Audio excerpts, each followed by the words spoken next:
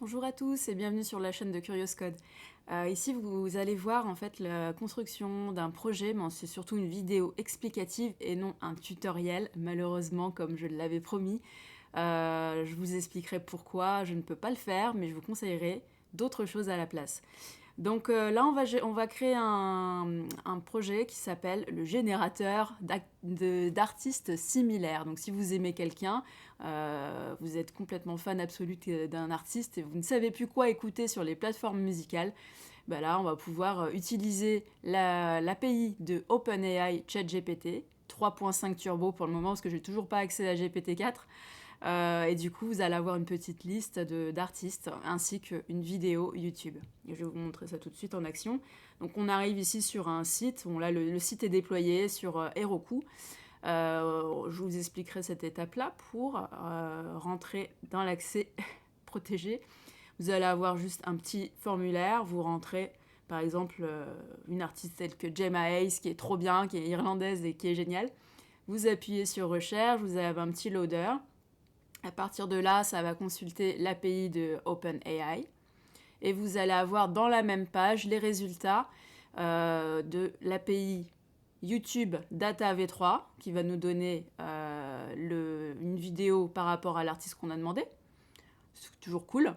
Si ça marche pas, il y a aussi une phrase qui va dire vous pouvez regarder ça sur YouTube, vous avez un lien complet. Parce que des fois, ça ne marche pas toujours, c'est des histoires d'autorisation par rapport à la personne qui a uploadé la vidéo sur sa chaîne.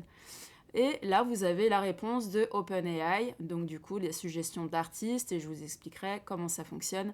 Donc on a du coup un prompt qui nous donne une liste d'artistes émergents, donc ça peut permettre d'avoir des nouveautés, des choses à découvrir, jusqu'en 2021 toujours. À ce jour, parce que l'API est bloquée jusqu'à cette date-là. Mais c'est pas grave, ça va changer bientôt grâce aux plugins. Je vous invite à regarder de quoi il s'agit par la suite sur internet. Et vous avez aussi un lien qui va aller sur Bandcamp.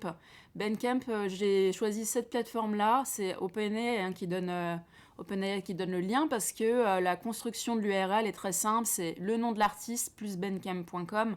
Du coup, il y a de fortes chances que ça fonctionne. Et si ça ne fonctionne pas, il y a aussi une petite phrase qui va dire ça fonctionne pas. Donc voilà, vous pouvez toujours aller directement sur la recherche manuelle. Donc cette vidéo n'est pas un tutoriel parce que ça prend beaucoup de temps et moi là je vais devoir m'absenter pendant 2 à 3 semaines. Je vais avoir des vidéos un petit peu moins régulières parce que j'ai des petits soucis de santé à régler, donc priorité à certaines choses. En attendant, je vous invite à faire quelque chose, c'est-à-dire déjà d'aller voir la doc de Symfony. Tiens, il y a une nouvelle plateforme cloud, ça je testerai bien plus tard et ça fera l'occasion de faire de nouvelles vidéos à ce propos. Parce que moi je suis développeuse back-end avec Symfony, du coup je suis tout le temps à regarder toutes les nouveautés qui concernent ce framework. Ensuite, je vous conseille sincèrement d'aller voir un de mes héros du web, guide total absolu pour apprendre Symfony. Il y a 2 ans, je suis passée par une de ces formations, en plus de mes formations à l'école. Simplement, j'ai fait 2 bootcamps et ensuite j'ai aussi appris par moi-même et grâce à Lior Shamla comment faire du Symfony. Et du coup, jusqu'ici, ça s'arrête un peu à Symfony 5. Ensuite, on peut aussi apprendre Angular, mais je vous invite à regarder ce qu'il propose parce que vraiment, toutes les bases sont là. C'est vraiment génial. Donc voilà, merci. Lior Shamla. Vous avez aussi une petite page, moi j'utilise beaucoup ces petites commandes, voilà, c'est la page de cheat code pour se servir de la Symfony CLI. Bon, il y a des petits changements maintenant parce que par exemple le Symfony new full est remplacé par web app. Ça, je vous expliquerai pourquoi, mais en fait, tout simplement, on a changé de version, on est à la Symfony 6 maintenant. Symfony 6, si vous voulez, bon, il y a un petit relais. C'est Johan Dev qui est un autre formateur. Voilà, moi je vous présente vraiment mes 2 héros du dev. C'est des formateurs qui sont certifiés. qui font des formations des fois sur certainement des écoles en ligne ou des écoles en présentiel, peu importe, mais ils savent mieux faire ça que moi. Et moi, pour les tutoriels, je préfère expliquer ce que j'ai fait plutôt que de faire un truc pas à pas qui risque d'être trop long, trop long et vraiment, ça va vous saouler. Donc, allez voir aussi Johan Dev. Johan Dev, il va vous expliquer aussi la suite de la formation par rapport à Symfony. Donc, allez voir leur Chabla en premier. Après, vous allez voir Johan Dev. Et du coup, vous avez aussi tout plein de formations pour apprendre encore plus loin, pour du déploiement en continu, tout plein de choses. Comment utiliser Docker aussi. Et là, en ce moment, il a fait un petit jeu. C'est un casse-tête où il va proposer 50% sur ses formations. Faites-le, c'est jusqu'au 2 mai. Donc vous avez encore un bon mois devant vous à peu près. 3 semaines, bon. C'est un casse-tête à résoudre. En fait, il faut que vous créez un script dans le langage que vous voulez, du PHP. Moi, je l'ai fait en PHP, mais j'ai essayé aussi en JavaScript, et c'est à peu près pareil. Et du coup, de transformer une chaîne de caractères pour avoir un code de réduction. À partir de là, quand vous allez arriver et tester votre code, ça va vous allez passer de ces tarifs-là à 50%, donc à 39,50. Donc voilà, moi je vous montre pas le lien que ça donne, vous vous débrouillez et vous allez voir Johan pour lui dire voilà, j'ai réussi, parce que franchement c'est pas trop compliqué, il suffit juste de suivre les directives. Donc pour commencer à utiliser Symfony, je vous conseille de lire la doc encore une fois. Il y a pas mal de liens en fait, je vous les mettrai dans la vidéo, dans la description. Mais il y a une page comme celle-ci qui donne les meilleures pratiques que vous pouvez faire quand vous créez un projet Symfony. Et elle est géniale cette page parce que ça permet vraiment de se recentrer, d'utiliser les bonnes choses et de vraiment ne pas faire n'importe quoi. Et comment vous allez aussi pouvoir créer de la meilleure manière des services, les formats YAML, plein de choses qui font que quand vous êtes un petit peu bloqué, ça peut donner des réponses. Donc je vous mettrai ce lien là, mais en fait la documentation est énorme. Et voilà, donc on arrive souvent sur le Getting Started, donc pour installer un projet Symfony. Mettez-vous de préférence en PHP 8.1. Vous pouvez vous mettre en PHP 8.2, qui est la version actuelle à ce jour. Mais des fois, il y a des petites choses qui ne marchent pas très bien, vous verrez. Moi, je reste en 8.1 pour le moment parce que par rapport à pas mal d'autres projets, ça marche très très bien. Vous avez une petite commande qui va, quand vous rentrez dans votre terminal, qui va vous permettre de voir si tout va bien, si vous avez ce qu'il faut. Et pour créer un projet Symfony, il suffit juste de faire un Symfony New, le nom de votre projet, vous mettez ce que vous voulez.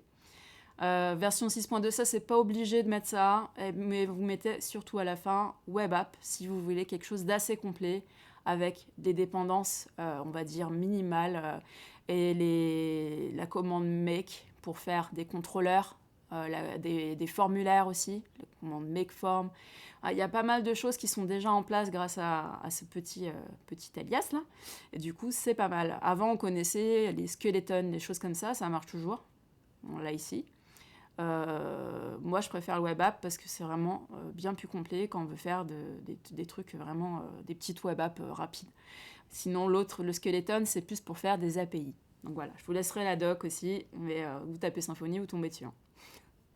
Donc, pour faire cette petite web app, ce petit POC, Proof of Concept, ça veut dire qu'on va voir si ça fonctionne tout simplement sur une idée. Et donc moi, l'idée, c'était de pouvoir écouter de nouveaux artistes parce que moi j'écoute de la musique sur une plateforme et souvent l'algorithme me permet pas de découvrir de nouvelles choses vraiment, de nouveaux artistes. Ça marche pas super bien. Donc j'ai voulu faire ça pour mon propre usage encore une fois. Je fais beaucoup des cas d'usage. Donc là ça part d'une idée où je vais utiliser simplement un petit formulaire que j'ai trouvé sur Bootsnip parce que j'aime beaucoup Bootstrap ou d'autres frameworks CSS. Mais en tout cas, celui-là, il est top. Ça me suffisait. C'est vraiment juste un formulaire de contact pour envoyer des emails. Et moi, je l'ai repris pour en faire le petit générateur d'artistes similaires. Donc, il suffit juste de le transformer un petit peu grâce à un petit peu de CSS, tout simplement. Donc, pour commencer, qu'est-ce qu'on fait quand on crée un projet? Une fois que vous avez fait Symfony New-web app, vous allez avoir toute une base de code. là, la première chose à faire, c'est le point d'entrée. Le point d'entrée, il va y en avoir plusieurs, mais moi, je crée tout de suite toujours un Home Controller. Donc, vous faites une commande telle que celle-ci. Vous faites un Symfony. Non, même pas Symfony, on va faire un bin console. Bin console. Make controller. Et à partir de là, ça va vous faire poser plein de questions. C'est le terminal qui va vous poser plein de questions. C'est Symfony qui vous demande comment vous allez vouloir l'appeler, etc., etc. Mais en fait, c'est pas mal toujours cette petite commande. Sauf si vous voulez faire les choses à la main, c'est possible aussi. Parce que ça va vous générer aussi un template directement. Donc en fait, ça va vous créer une base pour votre point d'entrée, qui est le contrôleur ici, où vous allez avoir une base HTML, vous allez pouvoir faire des choses, ainsi qu'un petit dossier Home, parce que vous avez appelé votre contrôleur de cette manière, par exemple, et un index HTML. Donc on va rentrer dans le code après. Le deuxième point d'entrée qui est le plus important, ça va être vos variables d'environnement. Et ça, c'est toujours quelque chose de super important. Et de le faire quand vous faites un projet en local, d'avoir des variables d'environnement locales. C'est-à-dire que là, vous allez toujours avoir de base votre .env. .env, vous mettez ce que vous voulez, mais le mieux, c'est quand même d'avoir vos propres variables et de ne pas les montrer. Donc, je ne vous les montrerai pas. Moi, j'ai fait un petit .env.local. En fait, il suffit juste de faire une copie du fichier .env. Vous faites un cp.env. .env.local. Et là, ça va vous créer le petit fichier .env.local, tout simplement. Donc à partir de là, en fait, vous mettez vos variables. Je vais vous montrer comment. En fait, c'est un peu de cette manière-là. Vous allez mettre les clés en bas de votre fichier. Vous mettez comme vous voulez. Mais après, le plus important, c'est toujours d'aller dans le fichier config. Vous avez ici le dossier config, je veux dire. Les services. Et les services, vous avez une partie qui s'appelle les parameters. Et les parameters, vous allez pouvoir ici lui dire qu'il faut qu'il aille, Symfony aille chercher dans votre .env votre clé. Donc on va avoir une clé pour OpenAI service, on va faire un service pour ça, pour YouTube, parce que pour générer la vidéo, et pour le password au début, pour protéger justement vos clés, pour pas que tout le monde fasse 50 milliards de requêtes sur vos API, parce que sinon, votre compte en banque va vraiment dégringoler au bout d'un moment. Donc voilà pourquoi j'ai fait ce choix. Hein. Vous avez aussi ici une petite variable de langue. Ça va être pour les traductions que je vous montrerai à la fin. Donc, ce que je vous ai dit, on commence par le contrôleur. Donc on va rentrer un petit peu dans du code là, justement, mais ça va être vraiment explicatif. Mais ça va être très simple parce qu'il n'y a vraiment pas beaucoup de code, en vrai. Donc vous avez toujours le Home Controller qui étend toujours de Abstract Controller. Ça, c'est dans les bonnes pratiques de Symfony. Ici, nous avons notre porteur de clé, le Parameter Bag Interface. J'adore m'en servir de ce petit truc-là parce que c'est plutôt sympa et ça fonctionne bien avec les variables d'environnement que je vous ai montré juste avant. Vous avez votre route. La route, vous allez mettre par exemple un slash pour que quand vous arrivez tout de suite sur la page d'accueil, ça arrive tout de suite ici, tout simplement. Je vais vous expliquer aussi pourquoi on a ceci. C'est les services qu'on va utiliser. Donc OpenAI, on va en créer un. YouTube Service, voilà. Session interface, ça va être pour le password, tout simplement. Donc là, on a une partie qui va expliquer le password, mais je vous expliquerai bien après. Ce que ça va commencer au début, quand vous créez un contrôleur, ça va être là vous voulez créer aussi un formulaire avec un champ pour mettre votre artiste et trouver les artistes similaires. Ça va être ça. Ça va être ce genre de ligne. Ça se retrouve un peu partout, c'est toujours un peu la même chose. Mais en gros, vous allez vérifier que si on soumet le formulaire et que tout va bien, qu'on a les bonnes choses à l'intérieur, on va aller chercher une variable, par exemple, et qui va être des suggestions d'artistes. Et du coup, ça va pouvoir fonctionner. Bon, là, j'ai rajouté aussi quelque chose pour YouTube. Mais en fin de compte, ça se lit bien tout ça. C'est pas non plus trop compliqué. Et à la fin de cette fonction, on va rendre une vue. Là, je l'ai découpé. Je l'ai découpé pour que ça aille sur un index, mais que la réponse des artistes similaires aille aussi sur un petit template qui va s'appeler artiste. parce que c'est un petit peu plus simple de découper de cette manière-là avec une autre librairie qui s'appelle HTMX, que je vais vous présenter. Ici, on a la partie password, mais là, on va passer tout de suite au formulaire. Donc le formulaire, en fait, c'est un form type, ça se fonctionne toujours de cette manière-là. Vous allez faire un petit dossier form, vous allez créer votre form type. Vous pouvez aussi passer par votre commande make de .form, et à ce moment-là, ça va vous poser des tas de questions pour que vous puissiez avoir votre fichier PHP prêt à l'emploi. À ce moment-là, vous allez arriver sur un build form qui va être déjà assez rempli, mais en fait, il suffit juste de remplacer certaines choses. Moi, là, ce que j'ai fait, j'ai juste mis un champ pour l'artiste que vous voulez comparer et un petit bouton recherche pour soumettre le formulaire. Parce que tout ça, c'est juste un formulaire, un champ, on le soumet, basta. Donc, il n'y a pas grand-chose dedans. Ici, vous avez des petites variables, encore une fois, qui viennent de HTMX. Bon, je vais vous montrer rapidement, mais HTMX, est-ce que je l'ai ouvert? Oui. HTMX, il est là. En fait, c'est une petite librairie qui est plutôt sympa parce que quand vous voulez charger des résultats, au moins vous rechargez pas la page entièrement, ça va tout s'afficher tout le temps dans la même page et c'est plutôt sympa. En fait, c'est un petit peu de JavaScript. C'est vraiment une chose super. Je l'ai vu d'ailleurs dans une des formations de YouAnDev et franchement, je m'en sers pas mal et je suis en train d'étudier comment faire de mieux en mieux pour mettre en place. En tout cas, il y a une super doc, c'est vraiment simple. Et du coup, ça vous donne les résultats comme ça, tout de suite dans la même page. Vous pouvez rajouter un petit loader si vous avez envie. Et du coup, là, je ne vais pas recharger la page, je vais avoir mon petit bout de réponse qui va s'afficher direct en dessous. Et du coup, ça permet d'avoir quelque chose d'assez dynamique. Alors, je ne suis pas fan de Vianney, mais j'aime bien ce qu'il fait quand même, c'est sympa. Mais c'est vrai que ça permet d'écouter d'autres choses. Donc, alors, on va revenir à l'essentiel. Donc, vous faites votre formulaire, vous mettez vos petites variables de HTMX aussi, que vous allez mettre dans vos templates. Je vais tout de suite vous montrer le template, ça va être peut-être un peu plus clair. Pour faire la transition avec HTMX, donc, vous allez avoir ici votre base. Votre base, vous allez mettre du Bootstrap déjà aussi pour faire fonctionner tout le petit design. Et HTMX, donc c'est juste un lien un CDN que vous avez sur le site, il vous le donne, donc il suffit juste de le mettre ici. Autre chose, je vais quand même pivoter là-dessus, vous avez la possibilité de compiler vos assets. Ça veut dire que quand vous mettez du CSS, du JavaScript ou quoi que ce soit, c'est plus simple de passer par Webpack encore. Moi, je le fais tout le temps. Donc je suis la doc qui est déjà prête à l'emploi. Quand vous installez un projet Symfony, vous mettez Composer Require Symfony Webpack encore Bundle et ça va vous créer un petit dossier assets que vous avez ici avec tout ce qu'il faut. Et à ce moment-là, moi je lui ai dit ok, mets-moi quand même tous mes styles CSS dans un petit fichier à part qui va être là. Et là, je lui mets tout le CSS que j'avais dans mon template de base, qui est ici.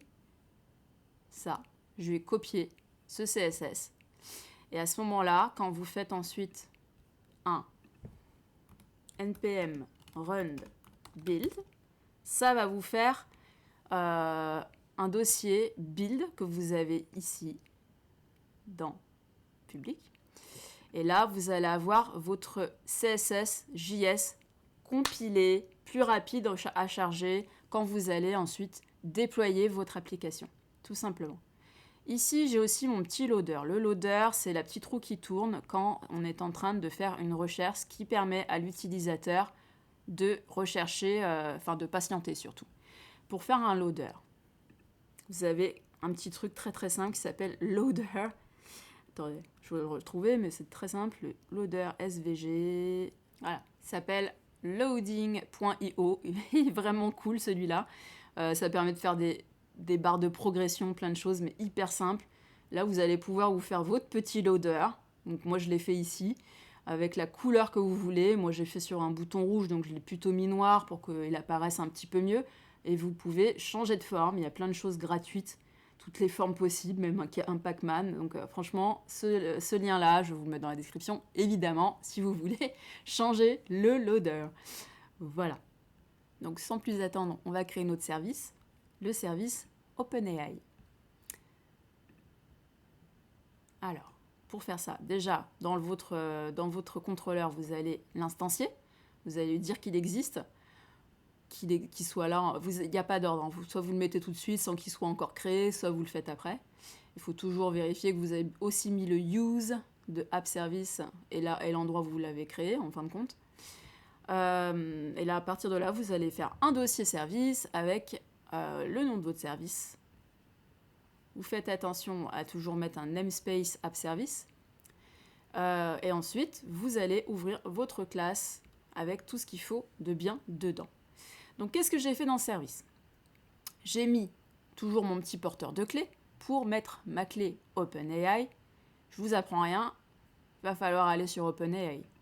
OpenAI, une fois que vous êtes inscrit, ou si vous l'êtes déjà, c'est tout simple. Vous allez dans vos paramètres, ici, les View API Keys. Et à ce moment-là, vous générez vos clés, vous utilisez une clé. De toute façon, là, on ne pourra plus y revenir. Moi, j'en ai 4 pour chaque utilisation. Sinon, vous en créez une nouvelle, mais copiez-la quelque part et gardez-la bien secrète, tout simplement.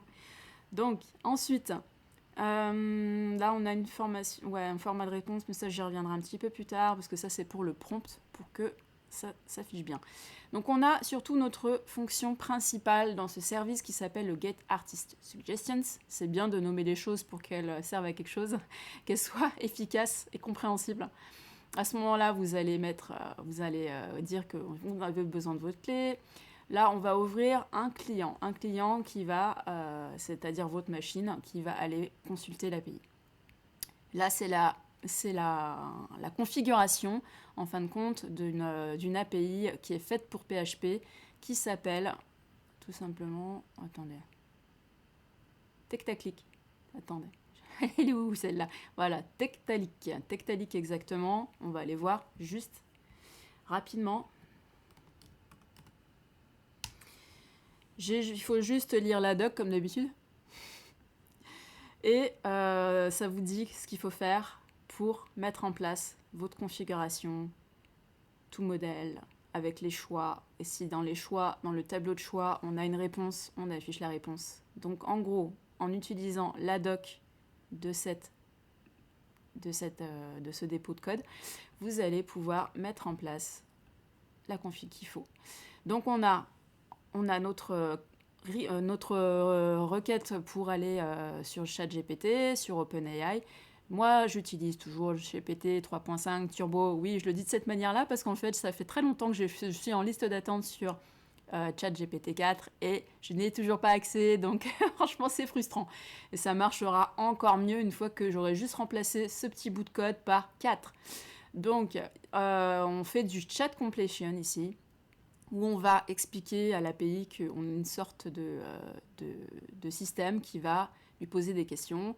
Là, vous mettez bien vos paramètres. Moi, j'utilise toujours un petit peu cela parce que ça me donne des résultats cohérents, une réponse cohérente. Donc c'est plutôt parfait. Je ne mets pas trop de tokens, même si quand même il y en a pas mal. Mais là, c'est quand même pour avoir une liste d'artistes, donc il faut quelque chose d'assez conséquent.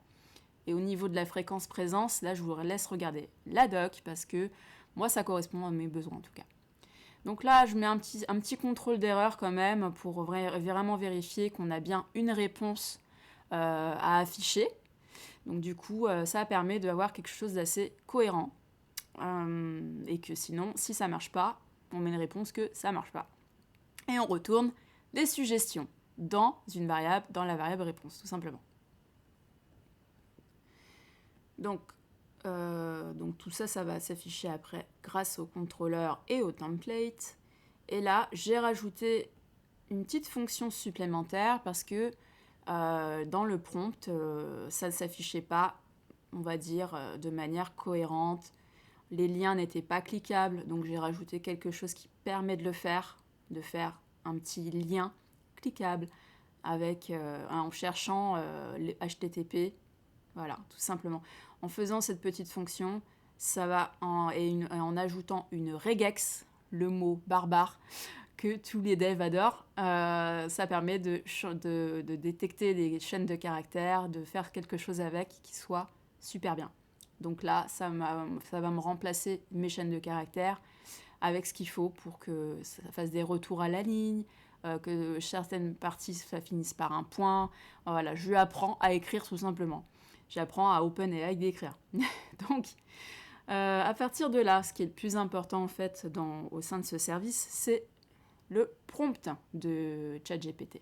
Et tout se joue là-dedans, c'est-à-dire que plus vous allez être précis dans votre demande, dans votre syntaxe, et plus vous allez avoir un résultat super cohérent. Donc j'ai fait plein de tests sur la plateforme, et à partir de là, j'ai réussi à faire un prompt qui soit super, parce que je lui ai dit, voilà, donne-moi une dizaine d'artistes émergents et similaires à cet artiste qui sera dans ma requête, qui s'appelle query ici.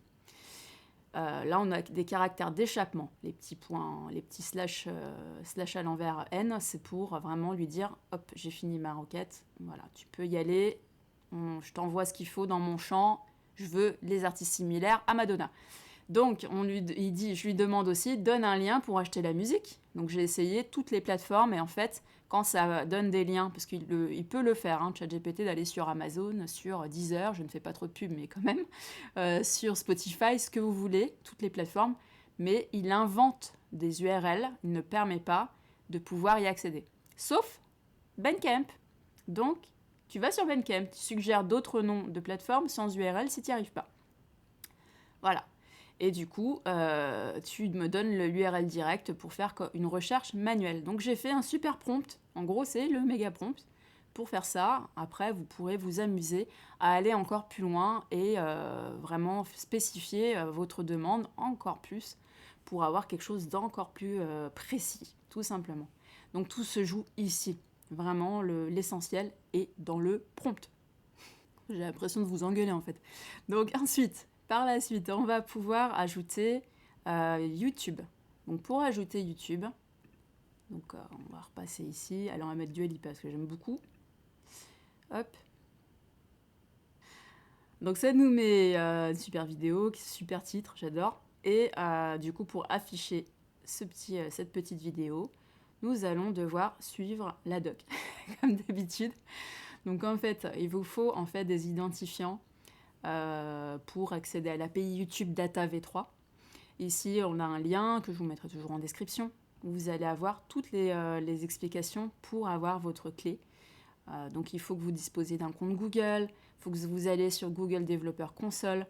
Et à partir de là, vous suivez bien tout ça et vous allez avoir plein de choses. Moi, là, je ne suis pas allée trop loin encore dans l'API, c'est-à-dire que là, ça m'affiche certainement la meilleure vidéo ou la vidéo la plus récente. Ça ne va pas plus loin. Je pense que la prochaine évolution, ça sera de faire une playlist ou autre chose. Donc à partir de là, quand vous êtes sur la plateforme de développeur Google, vous allez avoir vos clés API. Il suffit juste d'en créer une, vous créez des identifiants, et à partir de là, vous allez pouvoir avoir votre clé. Donc comme d'habitude, cette clé-là, vous la mettez dans votre point env. Donc je ne vous montre pas le point local, parce que sinon vous allez me piquer vos clés, je vous connais. Donc, et vous allez aussi dans votre config, comme je vous ai dit, les services, hop, et vous mettez ça, le YouTube API Key. Donc là, comme ça, on est cohérent. À partir de là, vous pouvez ajouter votre YouTube service. Le YouTube service, où vous allez lui rajouter voilà, une instanciation à nul pour commencer. Et ensuite, vous allez pouvoir rajouter ce qu'il faut, comme vous l'avez fait pour OpenAI. Et là, on va lui dire, voilà, tu me retournes bien un YouTube URL, simplement. Pas plus loin. Dans le contrôleur, on n'a pas grand-chose à faire de plus. Mais, encore une fois, il faut créer notre service YouTube. Donc, notre service YouTube, toute la doc est dans la doc de Google que je vous ai montré.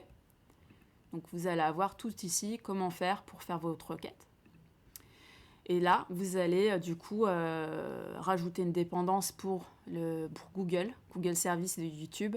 Ça, je vous mettrai le lien, ou alors de toute façon, c'est très facile à trouver. Vous avez ici toutes les dépendances utilisées dans ce projet. Donc, je vous laisserai regarder, mais tout simplement, si je tape Google, voilà. vous avez le Google API Client, c'est ce qui permet de vous connecter à YouTube. Donc, le service YouTube, on va ici et vous allez pouvoir mettre votre query. Notre query, c'est notre artiste qu'on va comparer aux autres. Et donc, vous allez pouvoir lui dire, vous voulez une vidéo, vous en voulez un, ou deux, ou trois. Là, c'est vous qui voyez, mais tout ça est génial au niveau des API, c'est qu'on peut les paramétrer comme on a envie. Là, on va mettre ce qu'il faut. Et on va afficher notre réponse dans un watch. C'est-à-dire que ça va nous donner l'ID de la vidéo et ça va l'afficher dans YouTube tout simplement. À partir de là, vous allez aussi avoir dans votre template de quoi faire pour afficher votre réponse.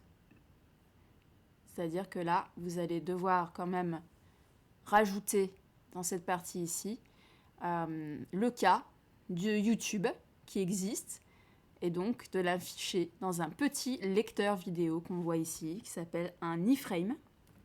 L'iframe qui va être pas trop grand, vous le paramétrez comme vous voulez, mais qui fait que à partir de là, on va mettre l'URL de YouTube et la version qui est intégrée dans le petit projet Symfony.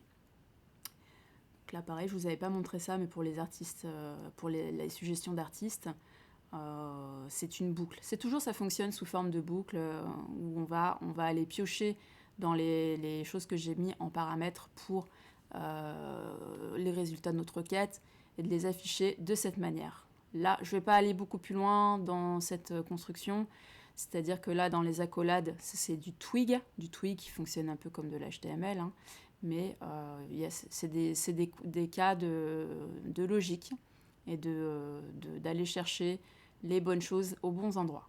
Donc maintenant, on va parler d'un autre prompt qui va être le password prompt, c'est-à-dire vous allez mettre une petite protection. C'est une manière ultra rapide que je vais vous montrer là. Ce n'est pas la meilleure, mais en tout cas, ça va permettre à ce que cette app ne soit pas utilisée de manière complètement publique et qu'il y ait 50 000 requêtes vers l'API OpenAI parce qu'elle est quand même payante. Et moi, je paye. Hein. Donc voilà. Donc ça permet à ce que je puisse mettre un petit password. Pour l'avoir, il suffit juste de me demander. Vous me demandez sur LinkedIn, peu importe. Ou par mail, hein, je vous donnerai le password. Donc pour faire ça, c'est ultra simple. Ce que je viens de faire, c'est juste un formulaire, encore une fois, un champ, un petit bouton de validation. Au niveau du code, c'est très très simple. Vous allez avoir dans votre dossier config un dossier package. Vous allez avoir le security.yaml, parce que là on parle de sécurité. À l'intérieur, vous allez avoir un password hashers qui est configuré sur auto. Si vous n'avez pas cette ligne, il faut l'ajouter. Ça permet d'avoir quelque chose de vraiment sécurisé. Là, vous ne changez rien, vous n'ajoutez rien. Pas besoin d'access control, on n'a vraiment pas besoin de ça. Et ici, vous allez mettre cette petite configuration qui fait qu'on va quand même passer par le système de sécurité de Symfony pour avoir un password. Donc ça va crypter le password, etc. À partir de là, c'est très simple. Encore une fois, on revient dans le contrôleur, on lui rajoute une route qui va être password prompt. Password prompt, du coup, on va rediriger la route principale. Si on n'est pas authentifié, je veux dire, ça va aller sur password prompt avant même d'aller sur le formulaire pour chercher les artistes similaires. Donc c'est un petit peu une manière d'intercepter l'utilisateur. Donc on crée notre fonction avec toujours le request. Et là, on va parler de sessions. Les sessions, ça va vous permettre de voir ce qui se passe, en tout cas sur l'application, et du coup, de vérifier s'il y a un utilisateur, etc. De faire des choses avec. Donc là, ça fonctionne de la même manière que les autres choses avant que je vous ai montré, YouTube et OpenAI. On prend notre porteur de clé, donc le password prompt. Je ne vais pas vous montrer la clé, mais vous me demanderez le password. Et à ce moment-là, dans votre point env, vous mettez ce qu'il faut. Et vous avez toujours votre dossier config avec le service. Vous mettez ici votre password prompt. Donc ça fait dans le point env.local, ça fera password prompt égal double quote, et vous mettez ce que vous voulez. Et ça, du coup, c'est complètement sécurisé. Ça ne permet pas à l'utilisateur d'aller voir et piocher les choses. C'est impossible à retrouver. Parce que ça, je vous expliquerai comment, mais quand vous déployez un projet, vous allez cacher toutes ces petites variables d'environnement. Elles ne seront jamais publiques. Ça sera dans le serveur, tout simplement. Donc voilà. Donc, ici, vous n'avez rien à faire. Tout ce qu'il faut après, c'est faire en sorte que ce que vous avez mis dans votre contrôleur, ça fonctionne bien. Donc là, on a encore un petit contrôle d'erreur. Si on est bien authentifié, tu nous diriges du coup vers la route Home, donc qui va aller vers le formulaire qui nous donne les artistes et la vidéo YouTube, etc. Et si ça ne marche pas, on va avoir un petit message d'erreur, mot de passe incorrect, comme ceci. Si je mets n'importe quoi, hop, ça marche pas. Ça marche pas. Du coup, qu'est-ce qu'on fait? On va mettre le bon mot de passe. Hein. Du coup.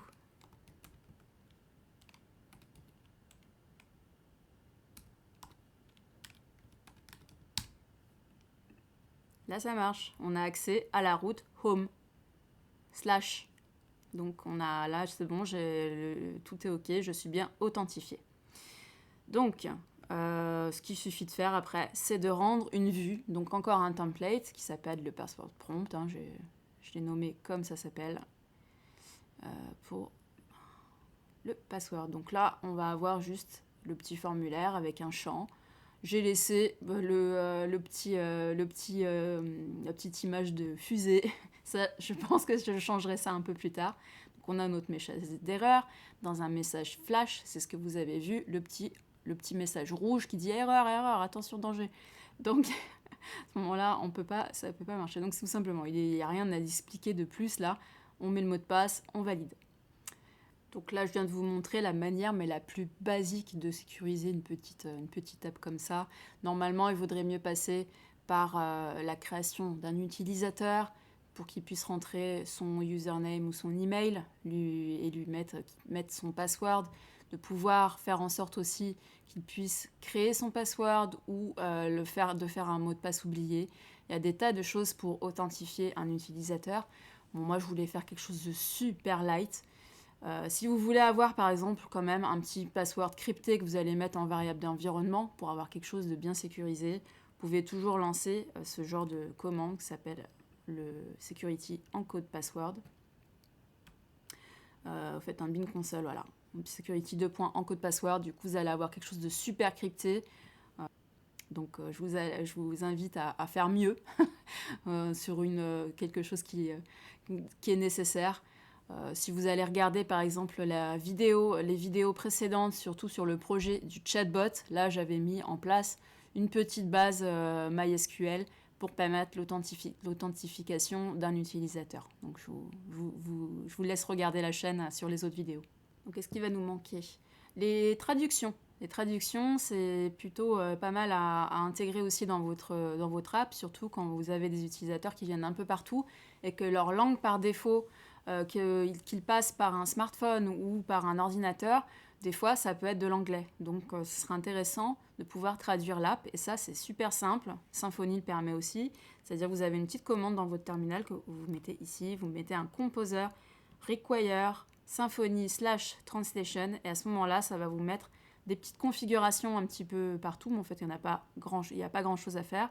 Vous allez avoir dans votre dossier config votre YAML translation, je dis un peu à l'envers, mais en gros, vous mettez ici votre langue par défaut, .fr, vous pouvez ajouter les langues après, anglais, ça va être EN, il y a toujours des petites abréviations pour les langues. Et ensuite, vous allez vous retourner encore dans le fichier de config service.yaml, vous mettez une langue par défaut, FR, ici. Et pour finir, enfin presque, vous avez votre petit dossier de translations ici que vous allez pouvoir mettre vos messages dedans. Donc en fait, pour la configuration, il faut toujours mettre message au pluriel, point la langue, donc FR ou EN, et vous mettez ça comme ça, point YAML. Donc là, on est en français. En français, on va pouvoir faire comme ceci. Moi j'ai fait intro 2 points, une petite indentation, discover, et du coup j'ai découvert de nouveaux artistes à écouter, Là, j'ai fait exactement la même chose pour traduire. Discover new artist to listen to. Et c'est ce qui me permet d'afficher cette phrase suivant la langue du navigateur. Pour afficher cette phrase de cette manière-là, au final, on ne va plus l'écrire à la main, découvrir de nouveaux artistes à écouter dans le template. On va plutôt écrire ça comme ceci dans le fichier index.html.twig avec, du coup, on va aller chercher intro.discover trans. Voilà, une petite une pipe, là, ça s'appelle comme ça, petite barre verticale, trans. Et du coup, ça vous permet d'aller chercher dans mes deux fichiers, fr ou en, ce que je lui ai mis. Donc intro.discover, c'est ça. Et du coup, j'ai toutes mes phrases ici que je vais pouvoir traduire en français et en anglais. Donc là, on arrive bientôt à la fin de cette vidéo. Je vais vous parler du déploiement. Si vous voulez déployer une petite app comme ça, Symfony, il existe plein de moyens. Moi, je passe par Heroku parce que c'était vraiment comme ça que j'ai appris avec mon premier héros du dev qui s'appelle Lior Shamla, que je vous ai présenté au début de la vidéo, qui me parlait beaucoup de cette plateforme-là. YohanDev aussi passe par d'autres choses. Je vous invite à voir un petit peu leur formation et ils vous expliqueront. Il y a plein de moyens de déployer une app comme ça qui est super light. Donc moi, je passe par Heroku. Il faut vous créer un compte, vous vous loguez. Et là, on a la vérification d'identité où il faut passer par votre smartphone parce qu'il faut installer, en fin de compte, un système comme Google Authenticator. Vous avez plein de petites choses comme ça, de petites apps qui vous permettent d'avoir un code spécial sur votre smartphone qui fait que vous allez mettre votre code de vérification. Donc, moi, je le fais. Je vais aller sur mon Google Authenticator. Donc une fois que vous êtes logué, vous allez avoir votre projet. Et dans les settings, vous allez mettre vos variables d'environnement qu'on a dans notre .env.env.local, surtout, dans les settings de Heroku. Ce que je vous conseille si vous voulez développer ce type de projet sur ce projet, en tout cas en particulier sur Heroku, c'est d'ajouter aussi une petite commande qui est celle-ci, qui est le Composer Require Symfony Apache Pack. Ça va vous permettre de bien déployer parce que sur le fait qu'on ait rajouté un password, ça peut bloquer. Donc il nous faut ce pack à l'intérieur du projet, si jamais ce n'est pas fait. Et aussi, dans votre composer.json, il vous faut aussi ajouter le ext-intl, ce qui va permettre à Heroku de bien fonctionner également. Quand vous faites des changements comme ça, il vous faut faire un composer update, tout simplement. Vous faites ça, composer update, et à ce moment-là, ça va mettre à jour vos dépendances pour que le projet fonctionne correctement. Donc les évolutions du projet, ça va être peut-être de passer de HTMX, qui fait du coup des appels Ajax, pour faire quelque chose d'assez dynamique, et c'est vraiment super. On va aller vers une option telle que celle-ci, qui va être Symfony UX React. Ça fait partie un petit peu des extensions comme Symfony UX Turbo. Il y a eu plein de choses ces temps-ci, sur les 2 dernières années, qui sont arrivées avec Symfony. Donc je pense que je vais pivoter sur cette fonctionnalité-là. Ça fera l'objet certainement d'une autre vidéo pour les évolutions du projet. Donc ça a l'air simple, en tout cas, à mettre en place. Et du coup, on va pouvoir utiliser React à l'intérieur de Symfony. Donc ça me plaît bien. En tout cas, ça fera un peu le même résultat, mais je pense que ça peut être sympa. Après, je pense que je vais continuer à traduire tout le site en entier pour mettre bien des choses en français, en anglais, que ce soit possible à l'international. Donc, pour conclure, si vous voulez, en tout cas, je ne vous oblige en rien, je vais ouvrir cette page Tipeee. Donc, qui est faite un petit peu pour les créateurs de contenu tels que moi-même, ou Lior Shamla, ou YohanDev, ou n'importe quel youtubeur. Moi, je commence tout juste, en tout cas, dans ce type de format, pour permettre de faire découvrir un peu le monde de la tech à d'autres personnes. Même si vous n'y connaissez rien, je pense que j'essaye de faire quelque chose qui soit accessible. Vous pouvez donner, ce n'est pas de la mendicité, mais en tout cas un petit peu ce que vous voulez. Et à ce moment-là, vous aurez des contreparties suivant votre niveau de générosité. Donc, je peux dire s'il n'y a pas une page de présentation. Ah, j'avais fait un truc bien quand même là. Donc, il y aurait une petite page de présentation, je vous mettrai le lien. Et le but, ce serait pour moi d'améliorer un petit peu le contenu, c'est-à-dire avec peut-être un matériel un petit peu mieux. Parce que là, j'utilise pour créer ce genre de vidéo une caméra qui s'appelle la Zoom Q8 4K, donc qui est de la marque Zoom, parce que j'adore la marque Zoom, ça fait quelque chose de génial au niveau audio, parce que je peux brancher du coup des micros supplémentaires sur ma caméra. Du coup, peut-être de pivoter sur d'autres options, d'avoir quelque chose d'un peu plus professionnel encore. Et puis, ça va me permettre en tout cas de m'encourager à faire du contenu un peu plus régulier. Du coup, voilà, je mis pas mal de contreparties, limite des coachings personnalisés si vous avez des problèmes dans la création de petits projets avec Symfony ou autre. Du coup, de faire peut-être du debugging avec vous entre 30 minutes à 1 heure par mois. En tout cas, je serais ravie de pouvoir vous aider. En tout cas, ce n'est pas une obligation, vous faites comme vous voulez. Moi, je mets en place ce genre de principe parce que je me dis que ça pourrait être sympa, en tout cas pour moi, pour continuer sur cette lancée de création de contenu et de code à la maison et de code pour vous, tout simplement. En tout cas, ce que je vous invite à faire, ça va être de vraiment tester cette app, d'aller voir aussi le dépôt GitHub, qui est vraiment ici. Vous allez sur mon GitHub Jessica Cuillère, vous allez avoir tous les petits projets relatifs à ChatGPT en ce moment. Vous allez sur le truc le générateur d'artistes similaires. Du coup, vous avez tout ce qu'il faut pour installer le projet tel qu'il est actuellement. Il risque de changer, donc abonnez-vous à ce moment-là sur le GitHub, vous mettez un star ou quelque chose. Mais moi, ce que j'aimerais vraiment peut-être avoir comme retour de votre part, si vous êtes développeur débutant, ce serait que vous puissiez faire un fork sur GitHub de ce projet, de pouvoir ensuite cloner le projet qui sera sur votre compte GitHub, et du coup de faire des pull requests, c'est-à-dire que vous allez pouvoir faire des changements vous-même, me les pousser sur mon dépôt de code, et du coup on en parle, on essaie de collaborer ensemble et faire des changements. Moi, c'est ce que j'ai fait dernièrement. Je l'ai fait pour un projet qui est relatif encore à ChatGPT, qui s'appelle OpenComic. Open Commit. C'est bien comique tout ça.